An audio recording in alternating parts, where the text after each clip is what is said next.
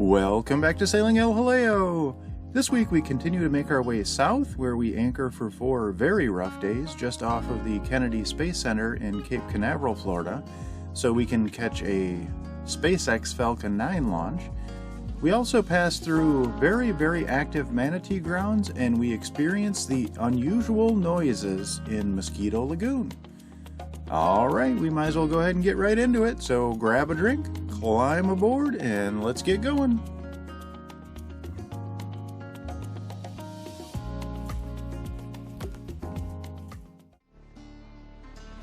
Hey y'all, I do have to apologize right off the top here. Normally I try to keep the audio on these videos as clean as I can. Unfortunately today while I'm recording this, we're anchored off of Jekyll Island in Georgia, and the bugs outside are horrific. So I've got 3 dogs inside the cabin right now, chewing on new rawhide, so you're going to hear some scratching around on this one, which I apologize for.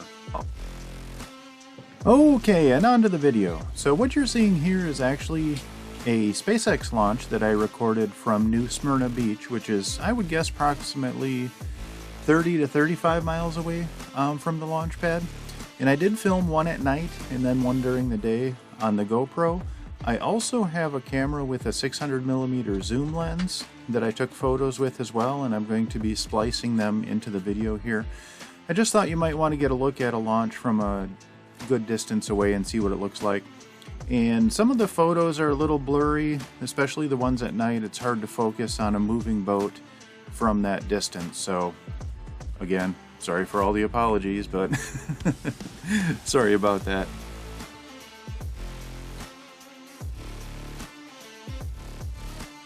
Unfortunately, the GoPro video during the day was not very spectacular.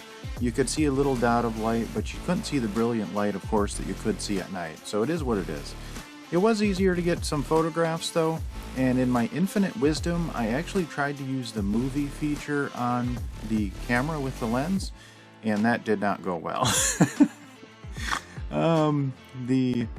Trying to hold a 12-pound camera and lens zoomed in at 600mm on a moving boat, trying to keep something that's moving in focus, yeah, it was impossible. I tracked it for a little bit, which you'll see, but that was a failure, and I won't try that again.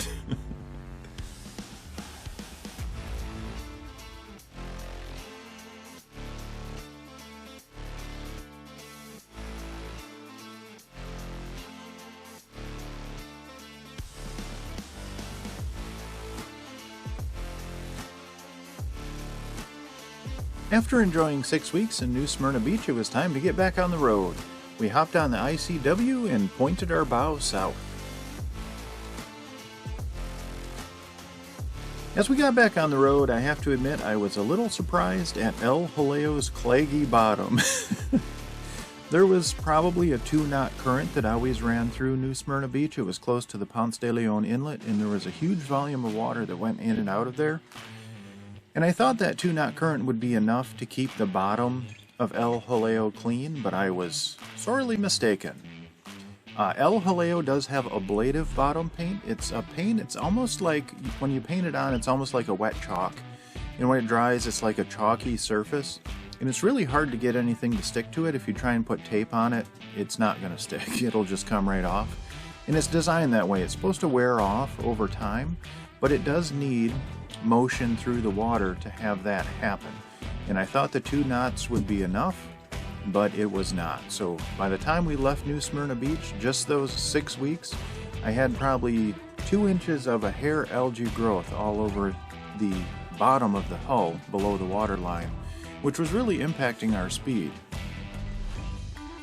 After riding with a claggy bottom for a couple of weeks, going with the current, going against the current, and towing the dinghy the whole time, I estimate that having a claggy bottom did cost me around 1 to 1.3 knots of overall speed in all conditions, which really stunk. I did ride with it for a few weeks. The weather was not the best, where I could get out and try to clean the bottom. I didn't want to get in the water, especially in Florida. But I do have a very stiff bristled brush, and I've got a handle about 4 feet long, so I could actually get quite a bit of the hull clean from the dinghy. But I wanted to just let it ride for a couple of weeks to see if once I got into different conditions where we're bouncing up and down, going, with, I think the max speed we ever got was maybe 3.2 knots. And that's, when you're going with the current, the speed over land is higher because the current is pushing you. Let's say it's pushing you 1 knot and you're going 3.5. Your speed over the land is 4.5 knots, but your speed through the water is only 3.5. So I think I needed to get to at least 4 knots to have that ablative paint really start working, and I was hoping that I could just get a lot of that bottom moss to slough off, but that did not happen. We were just going too slowly. So actually just yesterday here in Georgia, the weather was calm and I had time. It took a couple of hours, but I got in the dinghy and went around with that brush and I scrubbed. I could barely close my hands yesterday because my hands were so sore from scrubbing, but I got it off. I got most of it, I would guess probably 80%.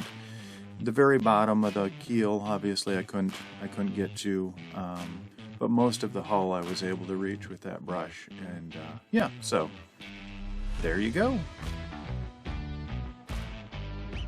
The first day we didn't travel too far. We only went maybe 20-25 miles down to Mosquito Lagoon, where I had read in the Anchorage reviews there were some odd sounds there, so I was interested in checking that out. And also there was a Terran 1 launch that was scheduled for that afternoon, so I wanted to get down closer to Cape Canaveral. At that point we could see, when we anchored in Mosquito Lagoon, we could see some launch pads from there. They were a little bit further away, probably 10 miles if I had to guess, but we could see some launch pads on the north end. And the Terran 1, which is a new 3D printed rocket by Relativity Space, I think it's Relativity Space. I know it's Relativity, I think it's Space. But that was scheduled to launch for that afternoon, and we wanted to check that out. The Terran 1 is a really interesting rocket. It is 85% 3D printed by weight, and that's an important distinction. I don't know that you can 3D print electronics yet. Maybe you can, I don't know. I know little to nothing about 3D printing. I do know a little bit about metallurgy. I did work in a foundry when I was going to college, and I did take some metallurgy courses at university, so I know a little bit about it. I know metal gets its strength from the uniformity of its lattice and its atomic packing structure, and you can force those things by the way you heat and cool the metal. It has a lot to do with its atomic packing structure, and the uniformity of its lattice is so important. If you have any jinks in that lattice, the shear stress can just rip it apart. So I don't understand, if you're 3D printing something, if you're putting one bead as you go around, let's say you're printing the fuselage or the main body of the rocket, and you're laying one bead upon a previous bead as you coil the entire body, I don't understand how that has the strength or the lattice uniformity to hold pressure like that. The only thing I can think of is maybe after they 3D printed the part, they heat treated it to force some uniformity into the lattice. That's the only thing I can think of, and maybe they did that, maybe they didn't. Obviously they're way smarter than I am to figure it out. So, and they hadn't launched yet, and they had attempted once, and there was some electronic issues, so it failed, and that's totally understandable.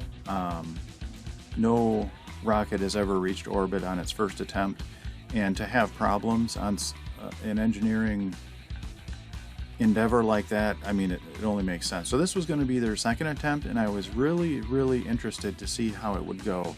The technology is really neat. Just from an application standpoint, if we are ever going to leave this planet and go to other planets, the ability to print a rocket or anything, of that importance on another planet would be paramount. I mean, if you could bring a couple of coils of, wire or material and then just print something when you got there, that would be way better than, trying to bring an entire rocket with you. So I was just really fascinated to see how that launch would go. By the time we had anchored in Mosquito Lagoon, there was only about 30 minutes left till launch, so we got everything ready, got all the cameras out, and we were ready to go. I was watching the countdown on YouTube. They were streaming it, so I was watching it there and then watching to see it go. And once the off-board computers handle the main countdown, they go through all their checks, and then I believe they said with 1 minute left, or maybe it was 70 seconds left, it switches over to an onboard computer, and then the rocket is controlling itself. And I believe at 3 seconds left on the countdown is when they fire the main engines. So they did that, and then at 0.5 seconds, the onboard computer either found some fault or there was a programming glitch or something, and then it aborted. So it auto-aborted, which kind of stunk, but again, totally understandable that stuff is going to happen. So we didn't get to see, they did try and reset it and go again, but it was getting too close to the closing of the launch window and they just had to abort. So they did actually try it 4 or 5 days later after we had already left, and it did successfully launch. And they made it through max Q, which is when the dynamic stress on the rocket is highest. It did make it through max Q with no failure, which to me is just amazing. I don't know how they did it. So hey, kudos, hats off to them. That's a great achievement. And they didn't make it into orbit, but hey, that's okay. I mean, your rocket didn't blow up or break apart, so well done to Relativity Space. I think I might have to call this episode the dork episode. But anyway, back to the traveling. Once we did leave New Smyrna Beach, about 10-12 miles south of there, we ran across a small community called Ariel. And once we hit Ariel, going south all the way through Mosquito Lagoon, we saw hundreds and hundreds of manatees. It was so cool. And Neptune saw his first manatees, and he went at them with the same vigor that he goes after dolphins, so that was encouraging. But no, it was really neat. Manatees are so cool.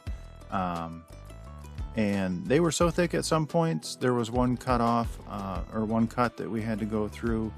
They were so thick in there that we were actually swerving to avoid them. Now, we were only going 3 knots. I know they could have gotten out of the way, but I just didn't want to take any chances. And yet again, I have to apologize. There are a lot of days when I just don't film anything. I just don't feel like it. And this was one of those days. And unfortunately, it was in a narrow cut with a lot of other boats around, so I couldn't run downstairs to get my camera to take proper film of the manatees, so I had to use my phone to take these videos. So it's not the best footage. I apologize.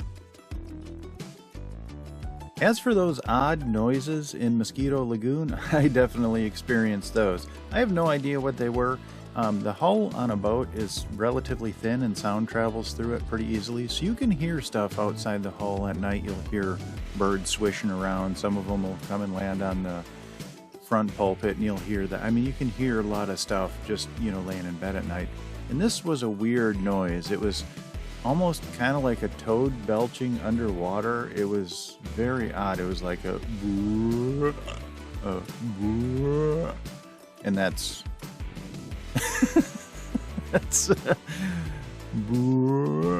it was a really weird noise.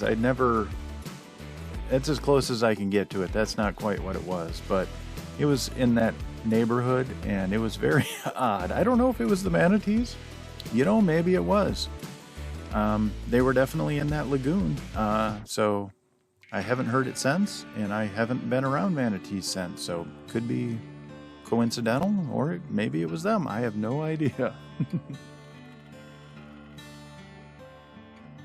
After spending the night in Mosquito Lagoon, we got back on the road and headed down and anchored just off of the Kennedy Space Center in what would become the worst 4 consecutive days of weather that we ever had.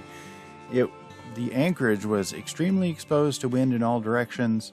It was a bad place to anchor. You wouldn't normally anchor there if you weren't waiting for something. And we got wind, we got rain, we were rolling, we were bouncing up and down. It was just a generally a miserable 4 days while we were there. Luckily, the weather did clear a little bit for the launch. The Falcon 9 launch did occur at night, and unfortunately it was so windy and rough, as it was most of the time that we were there. I just was not able to get a video of it. It would have been impossible to try and set up. We were bouncing all over the place. Luckily, I did get a few photos. It didn't turn out, I mean, the experience was amazing. I am so glad I went. It was 4 days of crap to enjoy it, but it's something I'll never forget. It was one of the coolest things I've ever seen.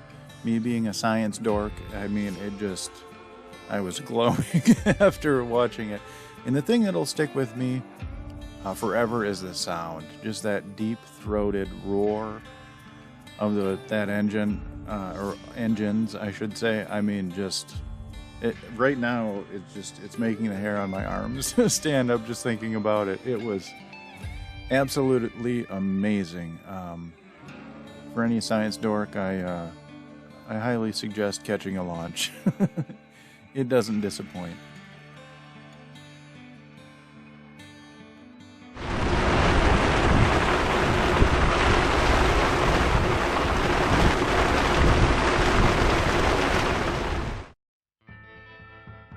And that's all we have time for this week.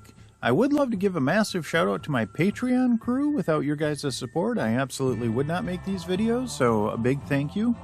And our Patreon crew is Joan and Juddy Judnick, Val and Chris Alcorn, Denise and Eli Sackett, Joan and Jim Linbo, Sherry Erickson, Deb Shaw, and Matthew Spotton. Thank you guys so very much. It really means the world to me. If you are interested in joining our Patreon crew, there is a link in the description down below that'll take you to our Patreon page where you can sign up. And with that, you'll get a bunch of bonus content. I try and post videos and photos at least 3 times a week while I'm traveling to let you know real time where I'm at and what's going on. And if you do like our videos, please like, comment, and subscribe. That helps us out as well. Alrighty, I hope you all are well, and we'll see you next week.